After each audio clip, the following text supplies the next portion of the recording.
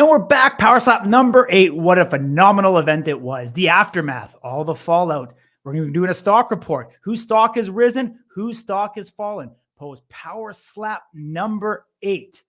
We are live on X, Facebook, and YouTube. We appreciate you joining us wherever you are consuming the content. You are the true fan base, the hardcore followers of slap fighting. This thing is on a rocket trajectory. We've seen it there live. Fontainebleau, the audience was sold out, over 3,000 people in attendance.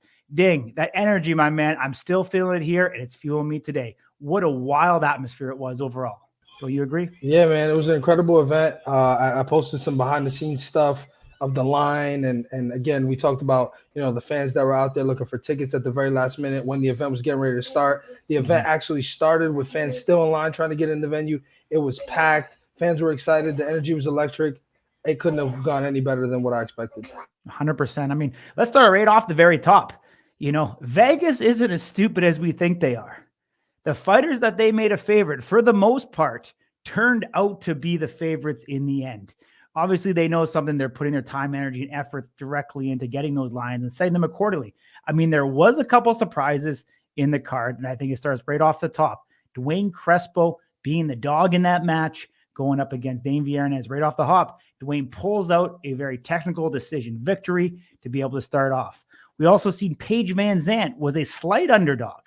Christine Wolmarans was a minus 110 to Christine's it was the other way around, minus 120 to 110. So, not much to, write home about there. Very, very evenly matched. But then we've seen the big dog and Anthony Blackburn going up against Emmanuel Muniz. And we've seen Anthony come out victorious in that one. What do we know about Vegas, and how can we be better sports betting, sports betting analysts or participants going into future events?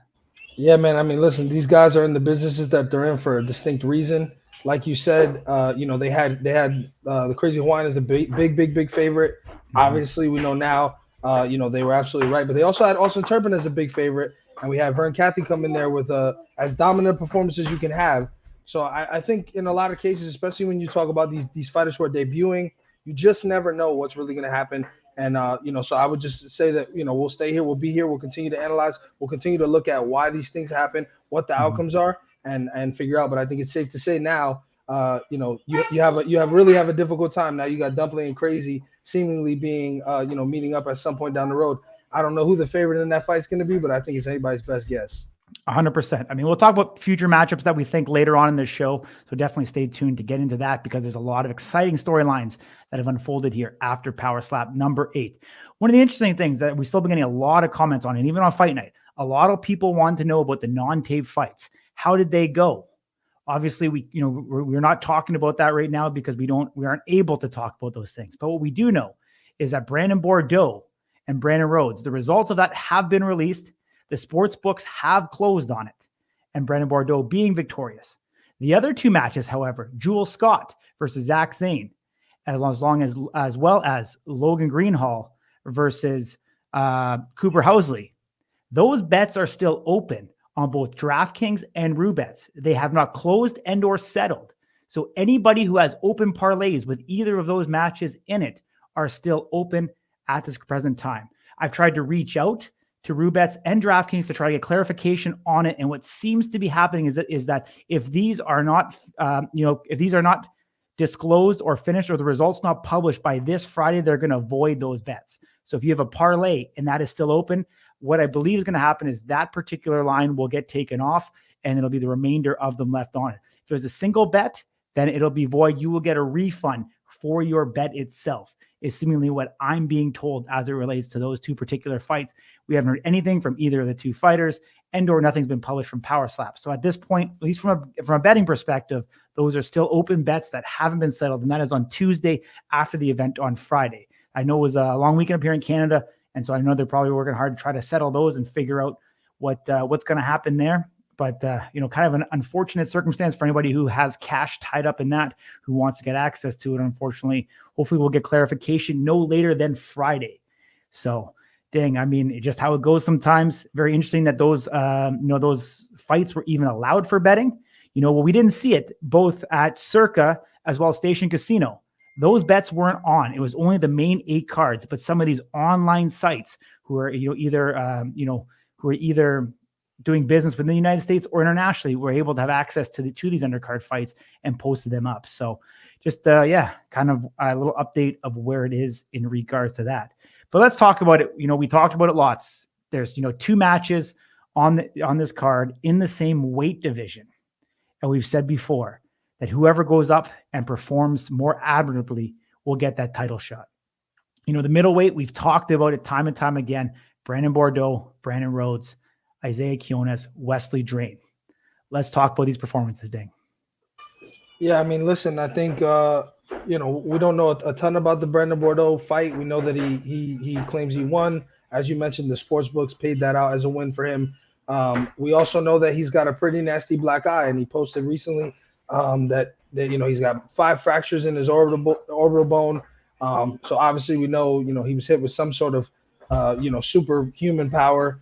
He still was able to get the win there, so we don't know what the details of that are, but I mean he definitely doesn't look the same as the way he went in. So and I think the other one is that Isaiah Quinones has a very as dominant a performance you can have over a guy like Wesley Drain, who's number 2, who looks great in every fight he has. And unfortunately, for Wesley in this fight, he just didn't look the same. Isaiah Quinones, it seemed like to be a coming out party, if you ask me. Yeah. I mean, what was interesting in that matchup as well is that every strike that, Wesley Drain was throwing, that Isaiah started bleeding through the pores. Obviously in that time, we didn't understand. We didn't know what was happening. Actually talking to Isaiah afterwards, he shaved the day of the fight. And if you watch it back in slow-mo, you literally see the pores open up when he's being striked. So I fully believe that is the case, because if you notice, where he was bleeding from was just above the shave line. There was nothing in the beard that was getting cut. The cuts were up on the cheek, and you could literally see when you slow the video down, you can see frame by frame, literally the blood droplets come out. I don't think we've ever seen that before. Interesting. So if any of the fighters are going to shave on fight day, highly recommend that you don't. The pretty boy tried to look pretty for camera and ended up taking some blood in the process.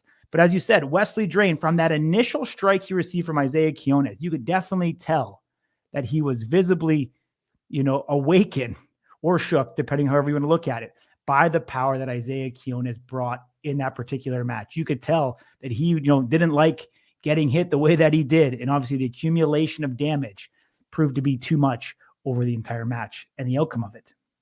The super heavyweights, my man, let's move on there. As I talked about right at the very top, we had Dwayne Crespo versus Dane Viernes. We also had Danny Van Heerden versus the Crazy Hawaiian. And we had Dumpling and Camille. 3 super heavyweight fights on this. Is that a sign that Power Slap is looking to really robust up this the division and get us another title fight real soon? Yeah, I think this is absolutely a sign that they're doubling down on the supers. I think Dwayne and Dane was very competitive for the fight that it was. There wasn't a ton of movement on either side. Scoring that kind of fight is tough. But I do want to point out, when you look at again, we talked about the knockdowns and that, that strategy of getting on the knee, unless you really feel like you're going to fall over, it's probably not the greatest look, because as we know, and I'm reading this directly from the rules themselves, damage and effectiveness of the striker and the reaction and recovery of the defender are all part of what you are going to be scored on based by the judges, and none of those are weighing more than another. So, even a guy like Isaiah, when you talk about the blood that was coming from the face, it being from shaving, that to me, that's damage, right? You start bleeding from the face. I don't know the history of the shaving. Again, it looks like damage to me. It looks like the guy hit you so hard he made you bleed. You really want to refrain from doing things like that where you're shaving the day of, if that's the result, because it doesn't look good for the judges. Thankfully, in Isaiah's case, he didn't need the judges. He told them to stay out of it. But again, these are all things that we talk about when we talk strategy and what you should do up there. You really want to refrain from doing these things that give the appearance, even though it may not be, that you are hurt or you're rattled, or that the person that hit you really did some serious damage. And so I think when you look at the super heavyweights, 2 of the performances were emphatic and they were clear. Then you had Dane and Dwayne, which is a lot more competitive, I'll say. But it does make things interesting, being that the Hawaiian Hitman was the number 1 super heavyweight in the world. So I'll be interested to see where Dwayne debuts as soon as those rankings are updated. Yeah, I mean, let's talk about the fight fan bringing it up. Where will Crespo and Dumpling rank? In my honest opinion, what I think is going to happen is I believe they're going to put Dumpling as the number 1 contender. I don't see how they can't. Even though Dwayne Crespo did unseat the number one position being Dane Viernes, I think you're going to see Dumpling just in the way that he was able to execute to get that KO over Camille. We can talk about, the competitive Camille is and if it's deserving or not, but I foresee, especially with the storyline that they seem to be wanting, and Dana let us know that they will be in Abu Dhabi this year, and the international prowess that will happen, and wanting to get more international competitors on that particular card. I'm going to say it here first. I think it's Dumpling versus the Crazy Hawaiian in Abu Dhabi. I also think it's going to be Danny Van Heerden and Dwayne Crespo in Abu Dhabi. I think both those matchups will take place. What I think is going to happen is I think you're going to see Danny is, Danny, I think he's ranked number 4. I could see him hold there, potentially hold or drop a spot or two. I think what you're going to see is you're going to have Dumpling go up number 1. You probably have Dwayne Crespo coming in at number 2. And then you're going to have McKinney and Danny in that 3-4 spot. What do you think, Ding? I think normally I would agree with you, but I think based on what we saw happen to Jewel Scott and Anthony Blackburn when Anthony beat KO Chris, he only went up to number 2 and Jewel was bumped up to number 1. I actually don't think Dumpling makes it to number 1. I do think Dumpling fights for the title next. I don't think he'll be number 1. So where does he go? I think you probably see him somewhere around McKinney and Kalani.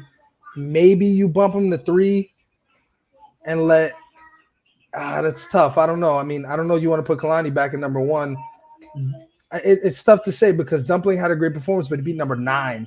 I don't know how you justify going all the way to number 1 just because he knocked out the number 9 guy who's been knocked out before, by the way. The other half of this is that I don't think we see Danny Van Heerden versus Dwayne. I think McKinney has a better case to face a guy like Dwayne, and especially after the fact that, all the chirping that McKinney did, Danny did lose. They kind of took a gamble on the guy, let him get a title fight coming off a loss. Now he's 2 losses in a row. I don't know how you ignore a guy like McKinney Manu in this whole equation. I think it's more likely we see McKinney versus Dwayne, Dumpling versus the Crazy Hawaiian in Abu Dhabi. Yeah, I mean, I don't know, but even look at how Kalani got here. 1-1 right now. His victory was over Cody Vallo, which I don't even know if is even ranked anymore. His loss is to the Crazy Hawaiian. So how do you justify his number 2 position with a victory over Cody Vallo, who's not even ranked right now? Well, back then, Evian didn't exist. Florian was never seen on a paid fight. McKinney didn't exist. Danny didn't exist. I just think he was just he was just like, it was like right time, right place for him, honestly, because that division was still being built out. You had Slap for Cash. You can't rank him too high. You had Camille. Hayden didn't exist. You had Micah. So there was 5 super heavyweights. Mm-hmm. So Kalani, So do we think Kalani drops potentially 2, 3, 4 spots in the ranking when this is updated? Yeah, 100%. Because his last fight was at 5. I agree with it. By the time this all goes down, which we're projecting October, because we know Abu Dhabi's coming, and October is there's an August card in Abu Dhabi, which is a UFC fight night, and then there's an October card in Abu Dhabi, which is a UFC pay-per-view. Yeah. My belief, and I think you sharing this, is that August is too soon for Abu Dhabi. I think people would have known by now. There would have been some promotion for it. It just doesn't make sense. So I believe October's in Abu Dhabi. Whether or not that's the next event, we have no idea. We don't know for sure, one way or the other. But if that is the next event or whatever the case is, I think Abu Dhabi does happen. I do understand why you would say you want a guy like Danny Van Heerden there, especially being that he's close in proximity, being from South Africa. However, again, I don't understand how you can justify leaving McKinney Manu out of the equation again. Yeah. And we got Evian in the comments saying he moves to number 6. To number 6, yeah. Before I was, logically in my brain, before more information kind of came out, we thought potentially August could have still been on the table. Right now we're sitting here, 4 weeks away. They would have had to reach out to fighters. They would have had to have arrangements for combination flights, travel, and have fight agreements in place. Like, there's no way, if that hasn't been taking place, and I mean, we've heard nothing to solidify otherwise, that anybody's got a call for Abu Dhabi. At this point, I think it's way too late to be able to pull off a card of this magnitude. And then, further up to what Dana even said, that their rights negotiation deal right now is up with Rumble. I don't think people really, realize the significance of what that means at this particular moment. They might be using this time, a bit more of an extended break, to be able to negotiate a new contract with whoever they're talking about and make even, I think it's safe to say that rights deal will be greater now than it was before for the initial Rumble deal. Why would they rush an event out and get paid less when if they could wait a month or two, solidify this deal up first, go through all the legal paperwork, et cetera, and then be able to pump out this next numbered card on a new deal, make more money, a bigger platform, we're assuming to. I'd actually like to throw it in the chat right now. What do you guys think? Should they stay with Rumble, or should they look at something like Hulu? Should they look at, as Dana alluded to, Netflix? Or would you like to see him go a different route? Fox, ESPN. What do you guys think? Let us know in the comments right now where you think the sport is right now and what makes the most sense going forward. Are they ready for traditional television? Are they ready for one of the big streaming providers? Or do you guys like the product as is, how it is by Rumble? We know that PowerSlap produces their own show, so the quality of the show will not change. Unless there's some rights deal, maybe ESPN wants to produce it later in the future. I highly doubt that's the case. And you can correct me if I'm wrong, Ding, but the UFC produces their own regardless of what network it's on, correct? That's correct. Yep. Pilgrim Media. And you bring up a great point, man. It wouldn't make sense if they've advertised now that Road to the Title Season 3 is going to be premiering on Rumble July 24th. It wouldn't make sense that they come up with a new deal with a new, broadcast partner, if you will, and in the midst of that show, they start airing a new card on another platform, but continue Road to the Title on Rumble. It also doesn't make sense that they would move Road to the Title off of Rumble and onto somewhere else mid-season. So I think that's even more of a reason why October is the next card, which is kind of shocking, if I'm being honest. That's a bigger break than I expected. But if that's the case, it seems like that'll be the Abu Dhabi card, with Dana confirming at the post-fight press conference that it would be this year. There would be an Abu Dhabi card. Hasn't obviously officially been announced, but we do know the dates that UFC is going to Abu Dhabi. And again, that's that August 3rd date and the last week, if I'm not mistaken, of October, which is the same that it was last year.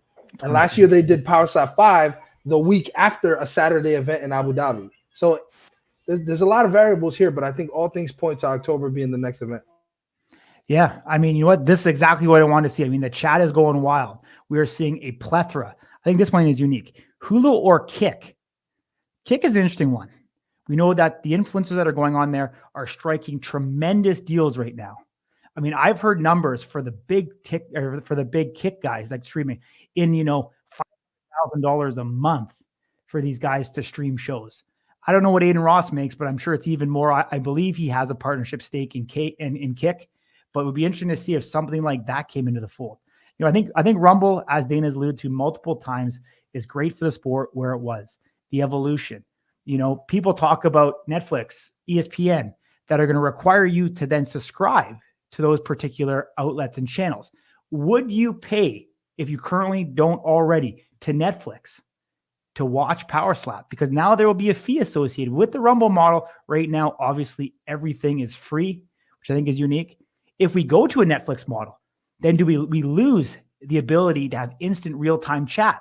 How much do you guys partake in that when the event is taking place, being able to chat with other people? Do you guys love it? Do you guys hate it? I mean, these are all things that obviously evolve as the sport goes. Obviously, they're going to look at dollars. I think that's going to be one big part of it. But I also think that Dana is very smart and in tune with where the demographic of this sport, very young right now, skewing, 18 to 30. Where do those individuals consume their information and how to best hit that target market?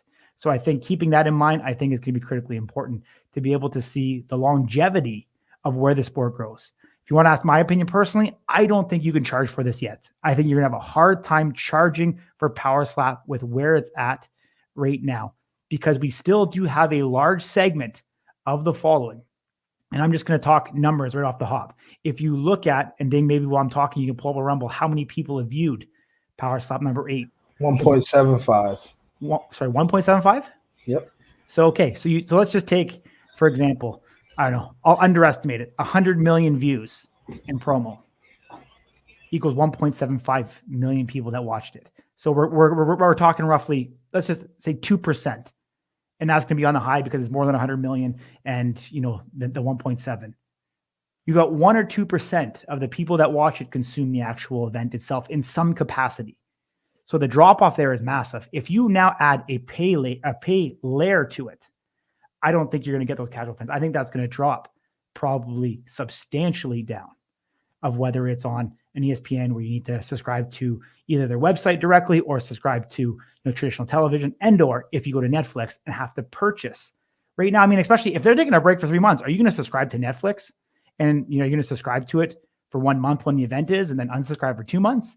Are you going to continue to pay it month by month? I know it's not a massive cost. I don't know what it is in the US. It's like 13 Canadian dollars. So it's probably like, I don't know, $10 in the US type thing. But are you going to take Netflix? With no ads, I think it's about 13 or 14.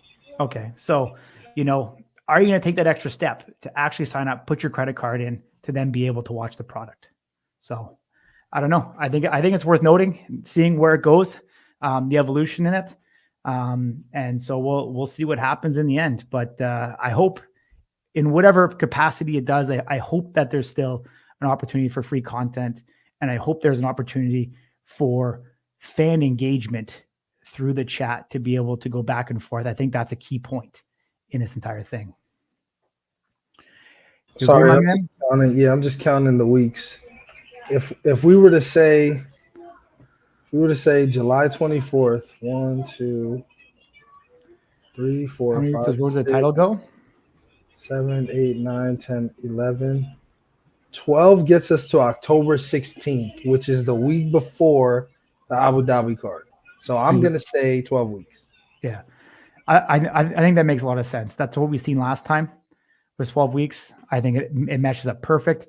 It gets people excited and interested, but then obviously it keeps them engaged as well for that extra week to hype it up. But if you think about it too, though, you're going to have people in Abu Dhabi who may have not followed the entire series. So I think this is a massive opportunity for an influx in new guests or new users to the service itself that may not have watched the show. Actually, that's what we should have actually asked the Brass of Power Slap. Are they going to convert this into other languages? It's a good point, man. And just to clarify a little bit, UFC 308 right now is slated for Saturday, October 26th. Last year, Power Slap 5 was on Saturday, October 25th. Friday, October 25th, which would be the same exact date that it would be this year if what we think is going to happen happens. Yeah. So I remember it was a Wednesday, wasn't it? It was the Wednesday after Abu Dhabi last year that they did it. It may have been. Yeah, it may have been. So either way, it's the same physical date. It may not be the same day of the week. Yeah. I can confirm that as well. Yeah, I do believe that was the case. I believe it was the Wednesday right. After. October 25th is a Wednesday, correct? Yep. And it was after. This year, it would be whether they wanted. I mean, again, it makes more sense they do it the 25th because they won't bring UFC in until Monday that week before. So if you're gonna do a Wednesday event for Power Slap, you need to bring those guys in even earlier than that. So I think it just makes more sense that they do it back-to-back days. Yeah, I think so too. And I mean, everything that we're seeing, what Dana has said, obviously doing the week takeovers, that they talked about doing wrestling, which we've seen in, I believe, St. Louis, or is it Louisiana? Or is it Louisville that they did this? They did the SmackDown on the Friday, Saturday. It might have been St. Louis, Missouri. St. Louis. So we've seen it already happen. We've seen that model. Obviously, we see International Fight Week, Power Slap, UFC, Friday, Saturday. So, it's nothing foreign. But it's also interesting because, they don't bring their entire team with them over there as well. So it'll be interesting to see how that dynamic unfolds. Obviously the key people from here head over there, the head of security, the head PR people, but it'll be interesting to see how they adapt that over there. Let's change it up. I mean, we've got a comment here and the astute people about Larry Wheels coming to Power Slap. I don't know. Let's play the video of Larry Wheels and see what you guys think if Larry should come over. Everybody, 1, 2.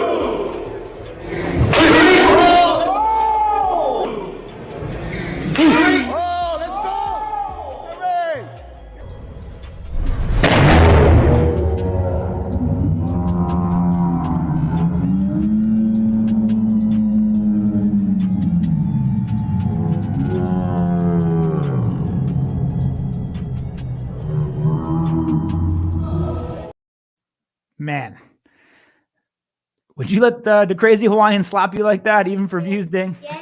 Absolutely not. But That sounds a little funky to me. I mean, it's perfectly timed, but that's not what I don't think that sound is real. I think it's a little bit increased just to make that thing sound wild. I don't. It didn't look like he hit him that hard. I'm not saying he hit him hard. I'm not saying he didn't actually knock him down, but I do think that the sound on the actual impact seems a little much to me, especially having seen this thing live. Yeah. I mean, just for show or not, I mean, Larry Wheels standing there. I mean, he didn't flinch, give it or not. I mean, obviously taking a substantial fall. I don't think we could read in too much other than this, that was a video created for social. I don't think he's coming over by any stretch of the imaginations. I mean, Larry Wheels is, a big phenomenon, an influencer, in the bodybuilding space. We know the Crazy Hawaiian is in California. Obviously they linked up for this. Something that's ill-advised. I mean, even like Isaiah Kionis back in the day slapped, some kid in the gym, and the same outcome happened where he ended up, knocking him out cold. Highly don't encourage people to, try to engage with slap fighters. We haven't seen some comments. Did he club Larry Wheels, or is that a clean hit? There's haters going to be hating, but I don't know. Yeah, I'm just gonna say, let's let the super heavyweight champion enjoy his win that he had on Friday, man. You'll leave it at that? Yeah. He didn't club Danny, that's for sure. Yeah. I mean, you know what? It's good, man. We talk about these guys building a brand, getting out there, doing collabs, connecting. The Crazy Hawaiian getting on Larry Wheels' platform is only going to help his stock. You're probably going to see his social numbers grow. I think it's really great and smart about what, he's doing. Obviously, kind of advised to let the super heavyweight champ of the world, which is confirmed by Danny Van Heerden as well, that the Crazy Hawaiian just hits different. There's something different to him. And if it was a real slap, I mean, he's definitely, got the balls to stand there. So pretty crazy to see. I mean, let's talk about it, Ding. Let's go into the stock report. All right. Let's break it down. We'll go to the stock report, talk about whose stock has risen, whose has fallen, and by how much. So off the top, let's look. I mean, Anthony Blackburn getting that belt. Obviously, he's rising right to the top position. Where does it put now, this welterweight division? Because he's risen to the top. He is the champion. What is the overall state? We know Jules Scott has been very vocal in his, in his stories and stuff like that.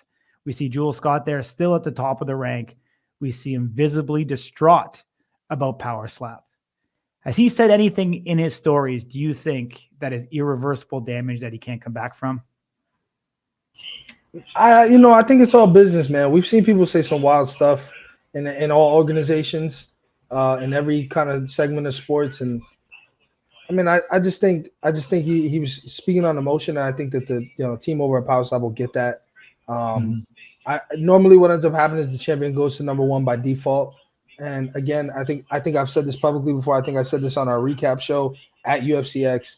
I think that this is a fight where you have to do a rematch. I don't see, unless Joe Scott or Zach Zane had an emphatic performance, which it doesn't sound like from what was said. It ended that way. Obviously we see Joe Scott has quite the mark on his face with stitches. So we know he was hit hard. We don't know the details, who won, whatever it was. We haven't heard anything from Zach. So I would assume that the next fight you see in this division is the welterweight championship. And I think at that time, Anthony Blackburn has a real opportunity to either prove that he is that good, or Manny has an opportunity to get his title back and say, hey, look, it just wasn't my night. So I think that creates an excitement of its own, being that this fight was razor thin. Both of these guys just would not move.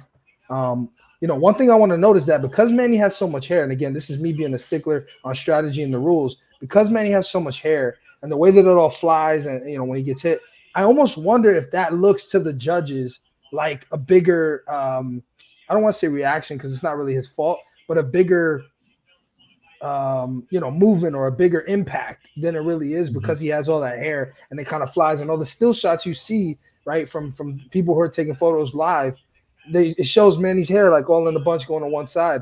I wonder if that changes anything on how it looks to judges when a fight is that close. Again, just me being a stickler and kind of picking and choosing my moments here. But I do think Obviously, his stock goes up because he won, right? Again, this guy came out of nowhere, took a short notice opportunity against KO Chris at 7, turns around right away, 60 days or so, a little over 60 days, but turns around right away for a championship fight and then gets it done. I mean, and again, like I said, this was a guy that was on the tape fights before, didn't have a ton of notoriety, generally pretty quiet. And now all of a sudden he's this big star. That's the pioneer of kendama. He's got other slap fighters doing it. He represents it every time he possibly can. We see him out there on Fremont with his damn kendama, and he's with Debo, and they're all playing with it on Fremont. Like this dude has such a character, and I just think that this is a real moment for him. And kudos to the guy for getting it done. But I think he agrees he wasn't comfortable with how close it was. He said that in our post fight. And and again, we also spoke to Manny. He's of course in good spirits, but he agrees. That fight was anybody's guess. Mm-hmm. Yeah, I mean, you touched on something that I thought was quite interesting. In this whole conversation, obviously Anthony Blackburn. If he would have said no to that KO Chris fight on short notice, what would have happened in the welterweight division? Like, let's be real. Now he, like you said, 60 days later, he is the title holder. By taking that chance, not having an ideal camp, going in, as we alluded to before, he had a pulled muscle in his forearm. He took that opportunity, and boom, 2 months later, he's now the champion. So for all you fighters that are in here who listen to this, or you're listening to it back on replay, you take those opportunities that come. You believe in yourself, the ability to take care of business.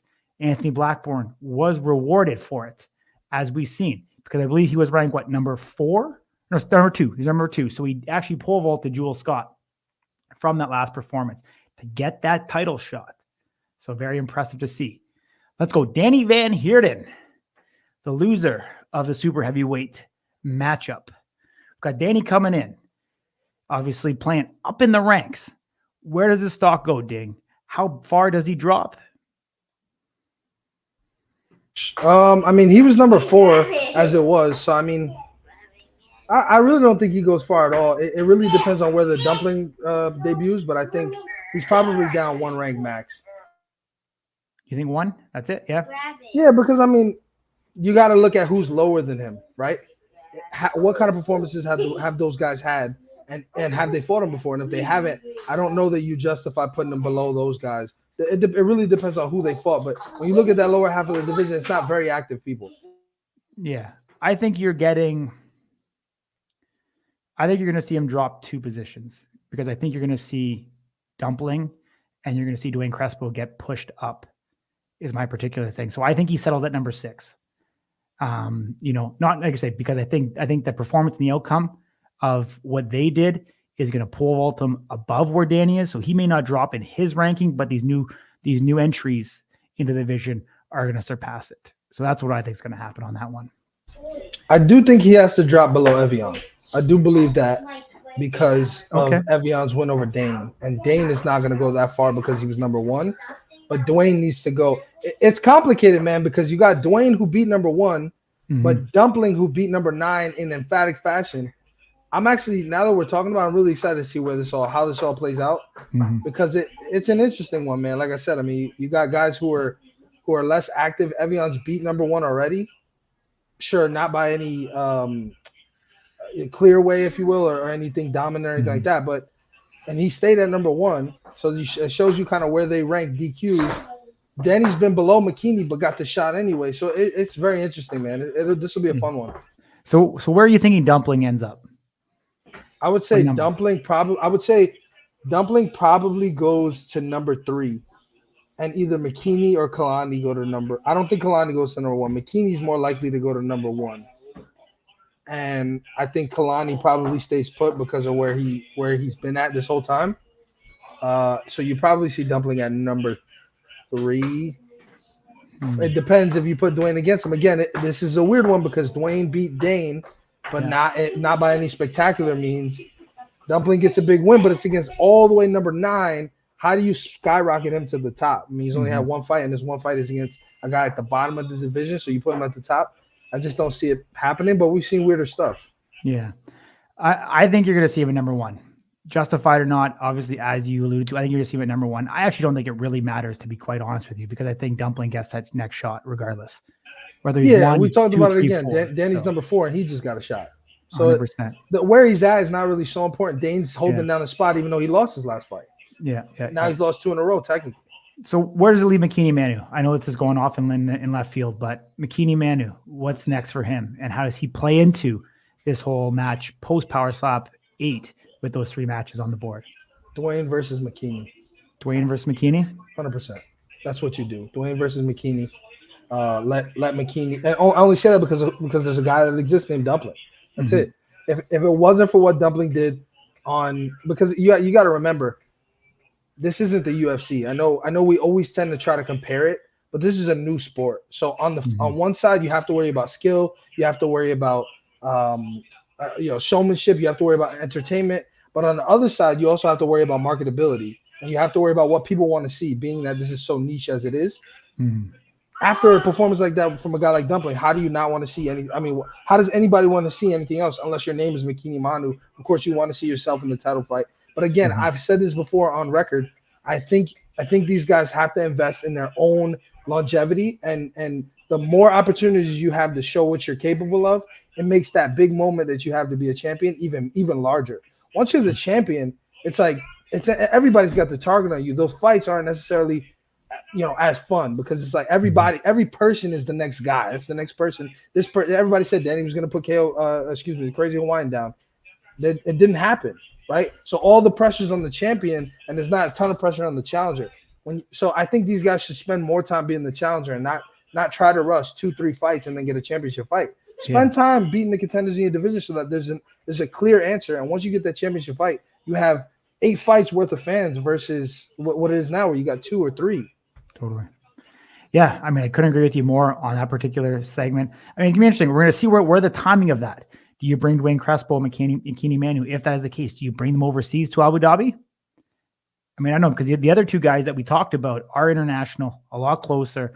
We have 3 super heavyweight fights on that particular card. If that is the next event, or are they sitting out the next, and it could be the next event that is held in Las Vegas, which we don't know. I mean, it very well could be, another event sandwiched in there somewhere. It doesn't seem to make logical sense if there is going to be one before October or one after. So we'll see. Does a guy like McKinney Manu sit out another card or not? I don't know. I think there's a lot to be thought about there, as we kind of continue along. Sorry to cut you off, but I don't think they do tape fights in Abu Dhabi. I don't think Abu Dhabi wants to see that. I don't think Saudi Arabia wants to see that. These guys are paying top dollar to bring this promotion there, right? Because they believe in sports of all kinds. They've made a big investment in this stuff over the past years. Abu Dhabi loves Dana. They trust him. Saudi Arabia is just starting to build that relationship. Obviously, they've had the WWE relationship for quite some time. Now they're sort of started high-fiving each other at the door, switching hands, introducing some people. So Sheikh Turkey's got a good relationship with Dana. But Abu Dhabi, this is a long-standing relationship. If they're bringing an event there, they want to see these fights. I don't think you see tape fights. So that gives you more opportunity to bring guys like Dwayne and McKinney on the road, right? And the other thing is you have to worry about women because there's some cultural differences. 100%. Do we see I know Sheikh Turkey said he wants women from the UFC. I don't know if they're ready for women in power. So we don't know any of those things. We know when the WWE has gone to Saudi Arabia, you've got to alter their clothing model. They've got to have long sleeves. That's a problem for UFC. That's a problem for power side because the strikers need to be searched, right? That doesn't necessarily mean that they won't do it. I just bring that up to say there's a different culture in the Middle East, particularly as it relates to women. So is it easy to get women on the card and stack that card with a bunch of ladies? I have no idea. Yeah. Just in case tuning in, if you're hoping to see match breakdowns from us on today's show, we did a live show from UFC X. Our initial reaction, you can head over there. We did it from UFC X on the floor. You'll get all of our breakdown of every single match that we did. So, check the live section in our YouTube channel if that's what you're looking for. We're kind of giving you guys more additional aftermath and the fallout from UFC number 8 on this particular Smack Talk show. Vernon Cathy, what an impressive victory over Austin Turpin. Once again, we had that conversation. Obviously weight-wise, Austin missed weight. So taking place very similar to Dalvin Helmut. The last 2 times, Vern has gone up there with guys that have missed weight. How high does his stock rise? Does he go directly for Wolverine? Or do we see a collision course with Russell Rivera?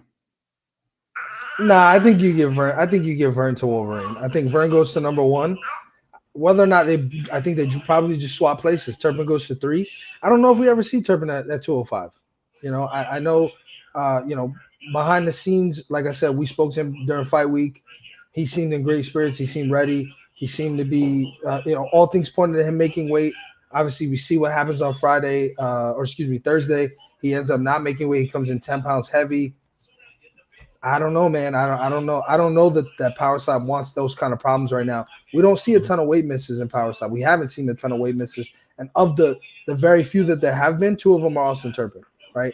So I think he has to make a tough decision here. He either really proves himself, by doing something crazy like going even below 205 and showing that he can get down to 190 or no 195 or even 200, or he goes up to heavyweight and just takes on some of the guys there, which, if you remember, that's where he started. Yeah.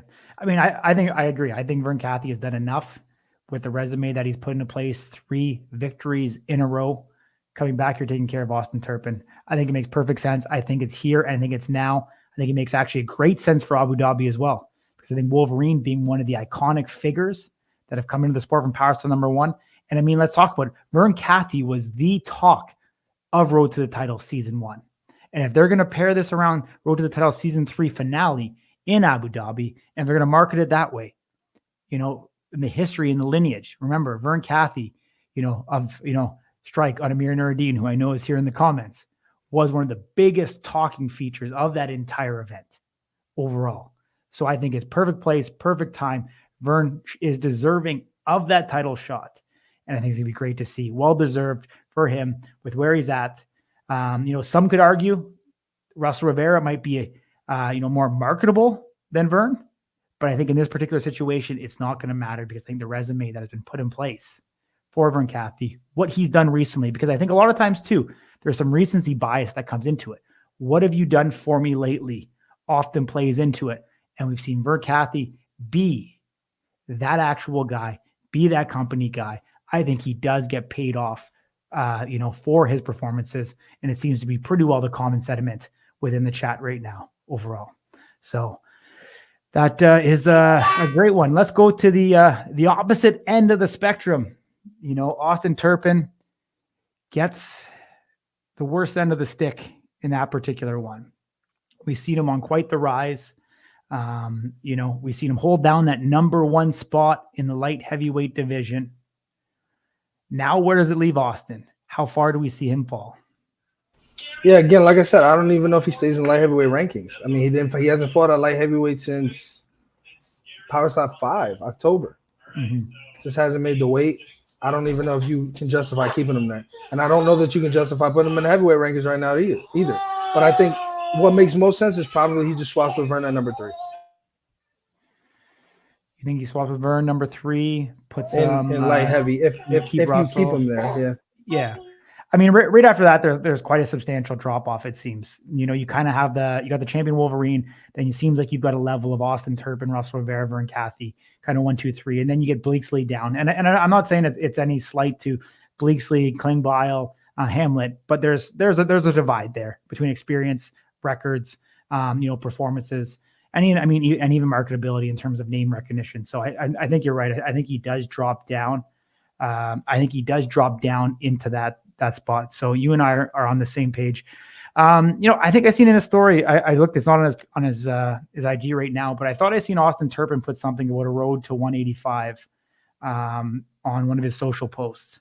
So do you think he's going up to heavy, or is he inevitably going down to 185 next time If he can make 185, great, do it. I think he brings that power down there, wonderful. But I don't want to talk about it until we see he can even make 205. He hasn't done that since October. I mean, you got to show us something before we place that kind of confidence in you, man. Like, I get it. He had a rough weekend. Now this is 2 in a row. First one should be the best moment of his life. He doesn't make weight, so he wins, but the win means absolutely nothing practically. He gets another fight at 205 as a tune-up, if you will, or an opportunity to show he can make the weight, and he loses the fight and misses the weight. Like, I get it. It's a collection of stress for Austin Turpin. He must be going through a lot. I'm sure that he's facing some personal adversity that's causing this. But talk is cheap, and up until this point, Austin Turpin's been doing a lot of talking, but we haven't seen it. So it's really hard for me to place any emphasis or value to what he's saying on social media. Mhm. I mean, I'll give it, a lot to do though. I mean, Austin has created a persona that is, been actually bigger than some of the troubles he's had outside of the sport. He's still getting booked for fights. He's still, one of the most recognizable faces. He is one of these athletes that win, lose, or draw, his social stock keeps going up. And you brought it up to me, I believe it was on Sunday, that even with the loss, Austin Turpin and the amount of social followers that he gained from this event was just as great as anybody on the card. So whether you like him or whether you don't like him, he still is in favor with the brass of Power Slap. They are giving him the opportunities. Dana, which some of you guys caught on to, so like some of you guys that are following Slap News are very in tune. You guys understand.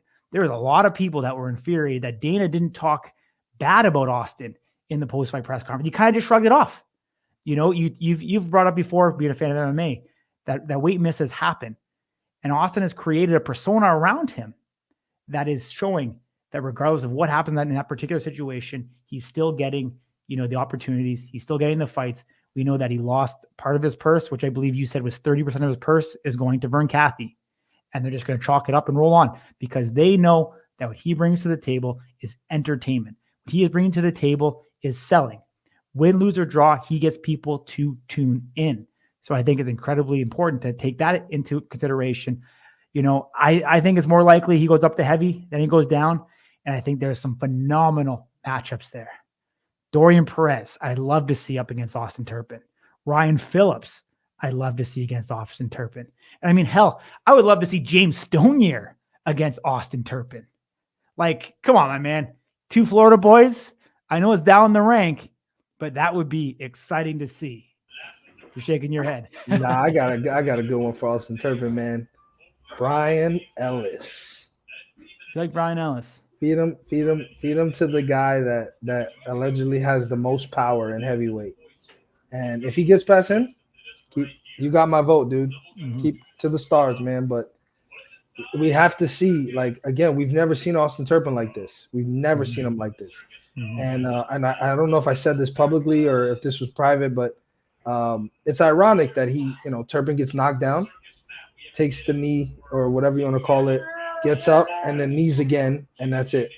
It's the same exact thing that won him the fight against Wolverine, was that Wolverine gets up, but then he kneels again.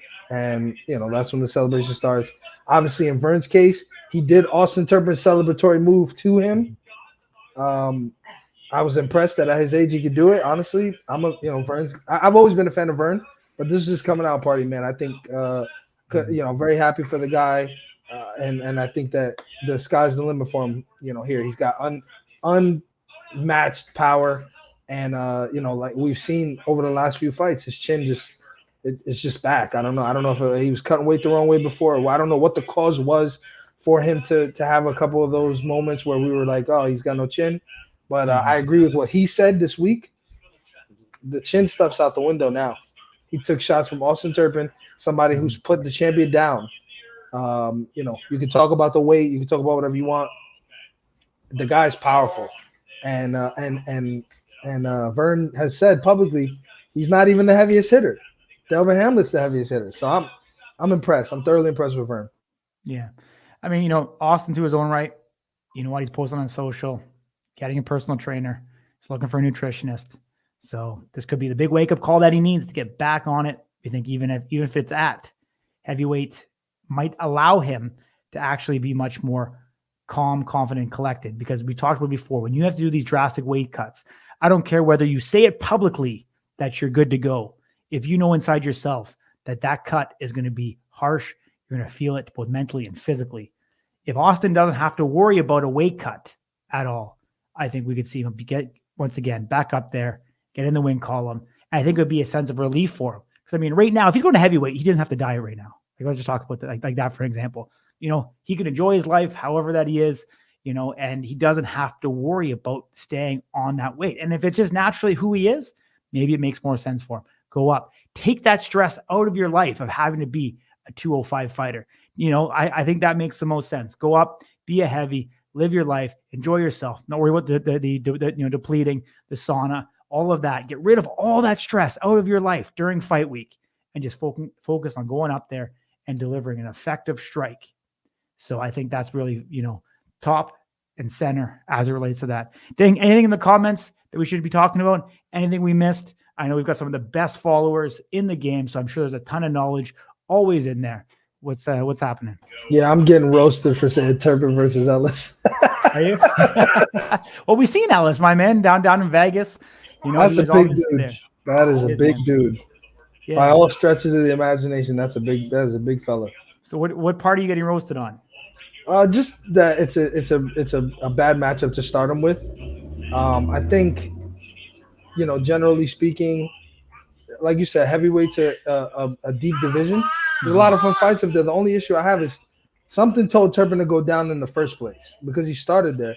But I think if he packs the weight, packs it on the right way, he uses that trainer as advantage. I think we see some fun fights at heavyweight for Austin Turpin. Yeah. I mean, as we do, I gotta look into who this trainer is, the style of training that he does. He seems to be a powerlifting trainer. So powerlifters, typically add on muscle, focusing on the 3 big lifts: squat, dead, bench press. So if that's the background of this particular individual, which I just looked at solely based off of his social following, not going into it deep and diving down. I don't know any athletes that he's ever trained. But looking at it with a powerlifting background, it would make sense that inevitably he puts on more muscle, which equals more weight, which could pay dividends at the heavyweight division. I don't know. I keep going back to it. Dorian Perez, my man, would be quite a fight because he's a character as well. And he's got a hell of a chin. I'd love to see it. I really do. But then who gets the title shot against the bell if that's the case? I think Dorian's the person that does that. I don't think we see the bell at the next event. I don't think so. I mean, maybe your boy Brian Ellis. I don't know, dude. We've seen crazier thing happen. We've seen Danny Van Heerden versus the Crazy. What was Dorian Perez's last outcome? For some reason, I'm saying that it was a loss. So, I mean, I'd rather see it Brian Ellis DQ victory. I mean, we just seen Danny get a title shot at it. So, correct me if I'm wrong. I'm pretty sure Perez lost his last match. Yeah, that's a good point. Yeah, I think it was a decision. He lost his last fight, but I'm just trying to think on who. Yeah, that's what John Kennedy's telling us. So. Oh, it was Brian Ellis. No. Did he win the decision against Brian, or did he lose? Was it disqualification? Brian won by DQ. Yeah. And it was at the Durango card. Yeah, it was. I remember. Eh? Yeah, it was Power Slap 6. Brian versus Dorian, 100%. That's who it was. Okay, gotcha. So it's interesting that Ellis is still behind him in the ranks. So who knows at this particular point? So yeah, again, I think those DQ wins, Power Slap just doesn't care. They don't care about him.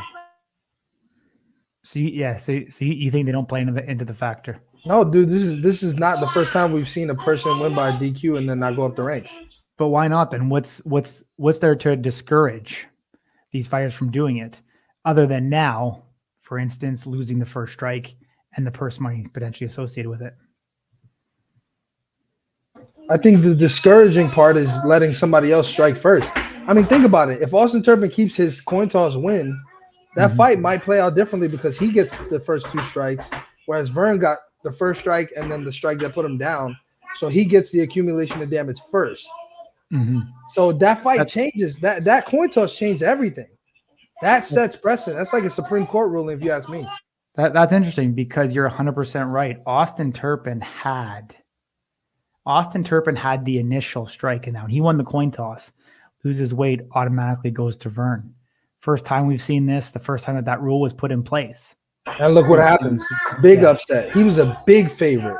Mm-hmm. But again, you have to think accumulation of damage. It may not be that first strike. That's what everybody always thinks, is that the first strike is it. Oh, if you get the knockout the first time. That's not always the case, though. You get the accumulation of damage first. Mm-hmm. that it's going to hit first because you start compounding your strikes faster than the other person does. So whether that's strike 2, 3, 4, 5, you're the first person that's going to get to that number. It changes things, I'm telling you. So I think that's discouraging enough. Yeah. Let's answer this question. What is y'all favorite power slap card from what you've seen? I'll go, man. For me, it was the first one. I don't know what can top the first one for me. There are so many legendary storylines that I think will live in infamy for that particular one. We had characters like Slap Jesus, but seeing KO Chris Thomas take home the first one. I mean, even John Davis's Slugfest was a great one. And then the heavyweight, obviously light heavyweight with Wolverine. And then, seeing Wolverine take in that title, beating Darius, who he wasn't able to avenge before. There's just so many great storylines from that one. I think it'll always live. Just being the first for me, I don't know. I nothing has hit me the same in any particular card after that one. I think this card, man. I think 8 actually, and I know that's probably what people expected. I just think from top to bottom, the way that this card ended couldn't have been any better. How many DQs did we have in the actual main card? Prelims and main. How many DQs did we have? 1. We had 1. I mean, I think it was incredible. And then you have Paige Van Zandt coming in. I gotta say 8, man. I gotta say 8. You think 8 was your favorite? Yeah. And then Dumpling, and then Dumpling to come in and do what he did. Like everybody was worried that the guy was gonna foul. Comes in and it was crazy. It was crazy. The energy in there, 3,500 people. I didn't believe it till I saw it, dude. No way. That was the most stacked fight card. The greatest outcomes. Like I said, we had 1 disqualification, which it is what it is. Like I said, you have all these debuting fighters. There's no way to know. I was thoroughly impressed the way Paige came in debuting. Thoroughly impressed the way Dumpling came in debuting. Jackie Catalan was able to right that wrong, prove that she can be a clean striker. Of course, didn't win the way she wanted to, but she did, clean strikes or a clean strike. I don't know, man. And then you see the crazy Hawaiian do what he did against a guy like Danny. You got the welterweight championship fight was just a slugfest back and forth with no real emphatic winner. Now you set that up for a rematch. I mean, I don't know, man. Like, I wasn't at Power Slap 1 Live, so maybe that's why. But I was impressed with what happened on Friday, man. Yeah, I mean, I guess we'll see. I mean, you fast forward, Power Slap 16. Will you think back to this one as the same? I mean, hard to say, but I get it. I think it's under talked about what Dumpling actually means to Power Slap, and I'm going to take it from a quote or conversation that Danny Van Heerden had with us post-fight. We are going to have a compilation of an interview come out very soon here in the coming days. We're going to speak to Danny Van Heerden and about his thoughts about going up as the Crazy Hawaiian. But one thing he said to us in that particular interview, which I thought was interesting, is that Dumpling is truly one of the biggest stars internationally in South Africa. Number 2, he said, was Kamsa for the swelling of the face. But Dumpling has that legendary status overseas, which is seemingly greater. And this is just the opinion of one person, but it was seemingly greater than what I actually thought. I thought a guy who hasn't striked for as long as he has, 150,000 followers, I didn't realize how big his stock actually was. But it's seemingly like he has been a true pioneer of this. And these guys in these other organizations in Brazil and in South Africa truly look up to Dumpling as being one of the OG legends. And it was even shocking when I asked him, I said, what about Zales? He said, no, it's Dumpling, not Zales, who is actually the bigger star over there. So. Yeah, Corey, you know what we call that, man. What do we call it? A fucking fanboy. I love Danny, man. But you know what? If you want to talk about taking your licks, Danny's got one of the best, demeanors, outlooks, recoveries, if you will, from taking a loss. He's in the greatest spirits I've ever seen. I think people should learn a lot from the way Danny Van Heerden reflects on a loss like this. Mm-hmm. No, I agree with you, my man. I think it's great as always. Season 3. Let's wrap this show up with season 3. We were expecting 2 announcements, according to Frank from his interview that he did with us. We're expecting to see season 3. We're expecting the date of the next Power Slap event. We got one of them, July 24th. What do we expect to come from this show? What have you been hearing? Well, we met some of the season 3 guys, man. So that was cool. I think we got Trujillo Turpin as coaches, the Crazy Hawaiian as a guest coach. We saw a lot of fighting. I don't know if anybody caught that in the promo, but there was a lot of like fighting, which is different. We don't usually see that. 33 fights, they said. We've never really quantified it. Seems like it's gonna be really exciting. Like I said, it's not being said. We don't know this for sure. I'm saying right now, October's Power Slap 9. So yeah, I mean, we're seemingly seeing a lot of new characters. Some of them look like how they have some potential. I think, for lack of a better term, at this point, season 2 hasn't really produced that top level person for a title shot yet. We're going to see if season 3 is able to do so, in more emphatic fashion. Obviously the DQs played into it. There's still some great stars that have potential to push through right now from season 2, but we're going to see what season 3 is able to bring. There seems to be a lot, as you said, a lot of animosity, a lot of characters. I don't know. I'll say it again. Amir Nuruddin is coming back for a 3rd season. So think about that. It is alumni status here. Amir Nuruddin, season 1, 2, and 3. So, I mean, come on. It's always going to be exciting when the comeback kid is there. He's in the chat, so I got to give him some love ding. But I don't know if he's still here. I think Amir said F slap news and he's out of here. Oh, I think he's still here. What about we know that Brandon Rhodes is on season 3.